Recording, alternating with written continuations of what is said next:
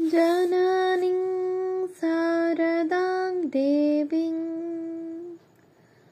रामकृष्णं जगद्गुरुं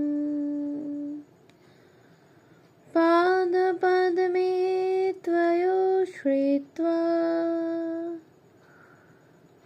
प्रणमामि মুহুর্মুহু। পূজনীয় স্বামী গম্ভীরানন্দজি মহারাজের রচনা শ্রীমা সারদা দেবী গ্রন্থ থেকে পাঠ, পৃষ্ঠা সংখ্যা 106, চির সীমন্তিনী। শ্রী শ্রী মাতা ঠাকুরানী ও ত্যাগী সন্তানবৃন্দের হস্তে যুবধর্ম প্রবর্তনের গুরুদায়িত্ব অর্পণ করিয়া কাশীপুরের উদ্যানবাটিতে লীলা সংবরণ উন্মুখ দেবমানব শ্রী রামকৃষ্ণের রোগজীর্ণ দেহ ক্রমেই শীর্ণতর হইতেছে এবং জীবনী শক্তি দ্রুত হ্রাস পাইতেছে দেখিয়া শ্রীমা স্থির থাকিতে পারিলেন না।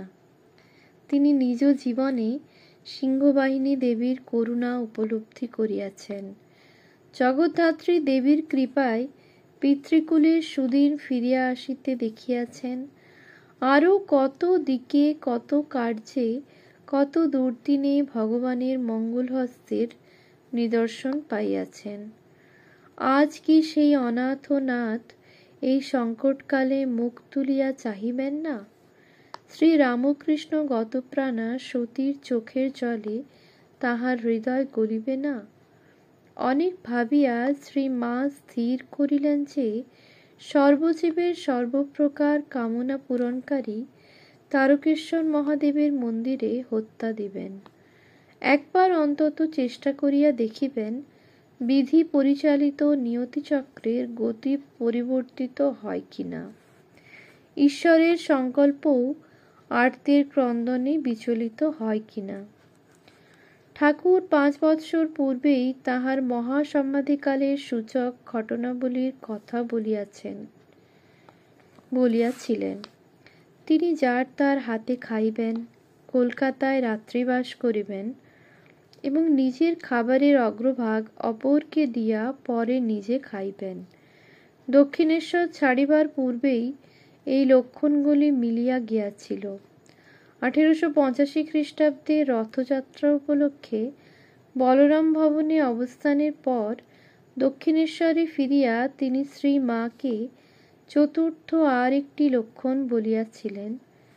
যখন দেখবে অধিক লোক একে দেবজ্ঞানে মানবে, শ্রদ্ধা ভক্তি করবে, তখন জানবে এর অন্তর্ধানের সময় হয়ে গিয়েছে। সে লক্ষণও মিলিয়া গিয়াছে বলিলেই চলে। কাশীপুরে অবস্থিতিকালে শ্রী মা উহার আরও নিদর্শন পাইলেন। একবার জনকয়েক ভক্ত মিষ্টান্নাদি লইয়া দক্ষিণেশ্বরে যাইয়া দেখিলেন ঠাকুর চিকিৎসার্থে কাশীপুরে চলিয়া গিয়াছেন। তখন তাহারা ঠাকুরের ছবির সামনেই ভোগ দিয়া প্রসাদ গ্রহণ করিলেন। এই সংবাদ পাইয়া ঠাকুর বলিয়াছিলেন, ওরা মা কালীকে ভোগ নিবেদন না করে ছবিকে কেন দিলে? অকল্যাণ হইবে ভাবিয়া শ্রী মা প্রভৃতি সকলেই ভীত হইলেন। ইহা দেখিয়া ঠাকুর বলিলেন, ওগো, তোমরা কিছু ভেবো না। এরপর ঘরে ঘরে আমার পূজা হবে। মায়েরই বলছি, বাপান্ত দিব্যি। সুতরাং শ্রী মায়ের বুঝিতে বাকি ছিল না যে শুধু দেবতাই বাম নহেন, শ্রী শ্রী ঠাকুরও লীলা সংবরণে উন্মুখ। সেদিক হইতে বিশ্বাসে বুক বাঁধিবার মতো কিছুই ছিল না। তবু বিশ্বাস ভাঙিলেও আসা যায় না, আর অকুলের কাণ্ডারীকে না ডাকিয়াও কেহ চুপ করিয়া থাকিতে পারে না। শ্রী মা তারকেশ্বরে গেলেন। ঠাকুর আপত্তি করিলেন না। সঙ্গে কাহারা ছিলেন জানা নাই। হয়তো লক্ষ্মীদেবী ছিলেন এবং একজন ঝি। সেখানে শ্রী মা 2 দিন নিরম্ব উপবাসে কাটাইলেন। দেবতার কৃপায় আভাস মিলিল না। পরবর্তী নিশীথে শ্রীমা ঠিক একইভাবে মহাদেবের করুণা ভিখারিণী হইয়া পড়িয়া আছেন। এমন সময় একটা শব্দ শুনিতে পাইলেন।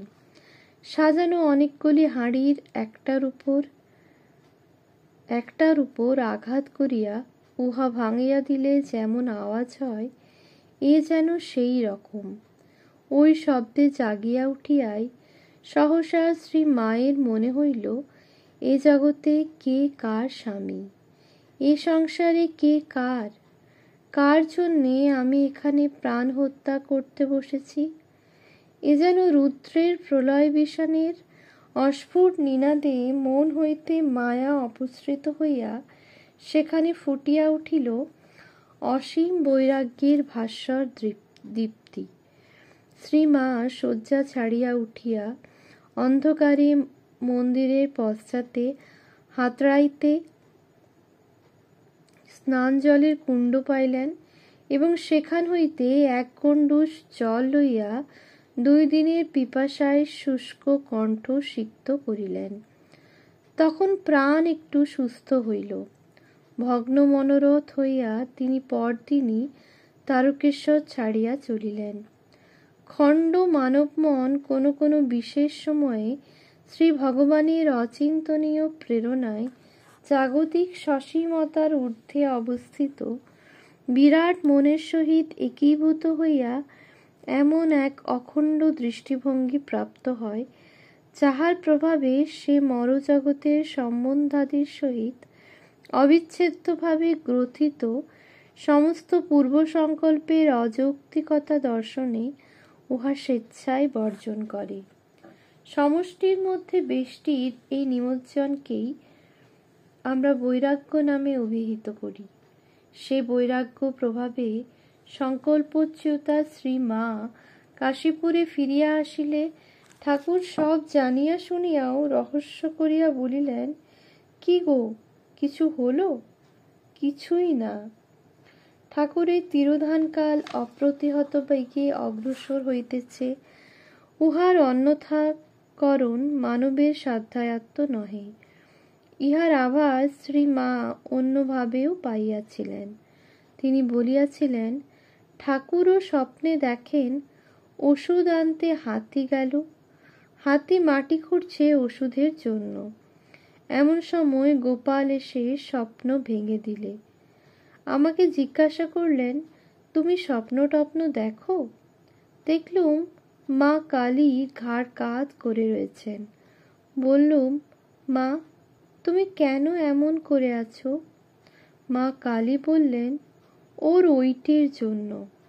ঠাকুরের গলার ঘা দেখিয়ে, আমারও হয়েছে।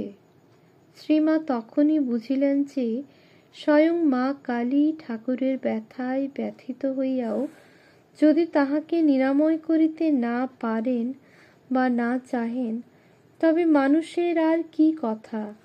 শুধু তাহাই নহে, শ্রী শ্রী ঠাকুরও তাহার রোগ যন্ত্রণার একটা সুগভীর তাৎপর্য দেখাইয়া শ্রী মায়ের মনকে ব্যক্তিগত শোক দুঃখের অতীত এক অনুপম করুণাভূমিতে উন্নীত করিলেন।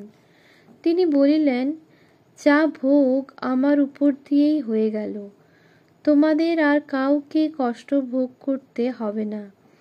জগতের কল্যাণের জন্য আমি ভোগ করে গেলুম। শ্রী মায়ের সত্যই উপলব্ধি হইল যে জগৎ কল্যাণে অবতীর্ণ শ্রী শ্রী ঠাকুরের ব্যাধির উহাই প্রকৃত ব্যাখ্যা, নতুবা তাদৃশ অপাপবিদ্ধ দেহে এইরূপ যন্ত্রণার আর কি কারণ থাকিতে পারে। ক্রমে 1886 খ্রিস্টাব্দে শ্রাবণ মাস প্রায় শেষ হইয়া আসিল। নানা কথায় নানা ইঙ্গিতে শ্রী শ্রী ঠাকুর অন্তরঙ্গগণকে জানাইতে লাগিলেন যে তাহার নিত্যধামে প্রয়াণের কাল সমাগত। কিন্তু প্রিয়জনের বিচ্ছেদ চিন্তায় অপারগ ভক্তবৃন্দ বুঝিয়াও বুঝিতে চাহিলেন না। শ্রী ভগবানও সেই অতি বিষাদময় সত্যের আবরণ ক্ষণিকের জন্য উন্মোচিত করিয়াও পরমুহূর্তেই সকলকে মায়ায় ভুলাইয়া দিতে লাগিলেন। একদিন তিনি শ্রী মাকে ডাকিয়া আনিবার জন্য শ্রীযুক্ত শশীকে স্বামী রামকৃষ্ণানন্দজিকে পাঠাইয়া বলিলেন যে তিনি খুব বুদ্ধিমতী, সুতরাং তিনি আসিলে ঠাকুরের তখনকার অবস্থা ঠিক ঠিক বুঝিতে পারিবেন। শ্রী মা উপস্থিত হইলে ঠাকুর বলিলেন, দেখো গো, কেন জানি না আমার মনে সর্বদাই ব্রহ্মভাবের উদ্দীপনা হচ্ছে। জননী কি আর উত্তর দিবেন? সে কঙ্কালসার দেহ দর্শনে ব্যথিত হৃদয়ে দুইটি প্রবোধ বাক্য বলিয়া মুখ ফিরাইয়া নীরবে অশ্রু বিসর্জন করিলেন। মনে মনে জানিলেন, ব্রহ্মে লীয়মান এ মনকে আর টানিয়া রাখা যাইবে না।